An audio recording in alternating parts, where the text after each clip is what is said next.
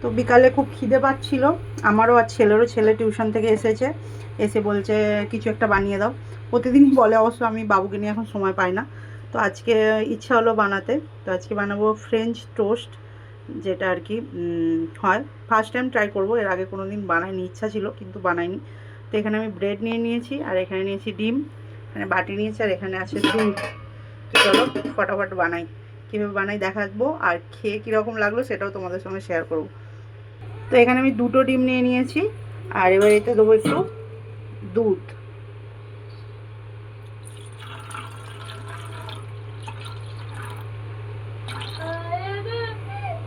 এবার এটাকে ভালো করে, আর এটা একটুখানি চিনি দিতে হবে হালকা, বা তো এখানে একটু চিনি দিয়ে দেবো। তো এটা এবার ভালো করে এটাকে মিক্স করতে হবে। তারপর এটাকে ভালো করে আমি মিক্স করে নিয়েছি। এবার গ্যাসটা অন করে দিই, একটু বাটার লাগবে, বাটারটা বার করি।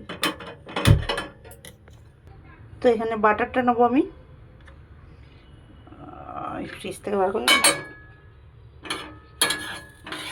বাটারটা ভালো করে এখানে মেল্ট হতে হবে।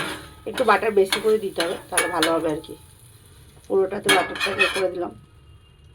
তো এখানে বাটারটা দিয়েছি, আর এখানে আমি এটাকে আবার একবার ইয়ে করে নিলাম, মিক্স করে নিলাম। তারপর ব্রেডটাকে এর মধ্যে ডিপ করতে হবে, করে ভালো করে সেঁকতে হবে। দেখো আমি একটু টার্ন করে দিচ্ছি, আর এক পিঠটা দেখো ভালো করে উল্টে পাল্টে এটাকে সেঁকে নিতে হবে।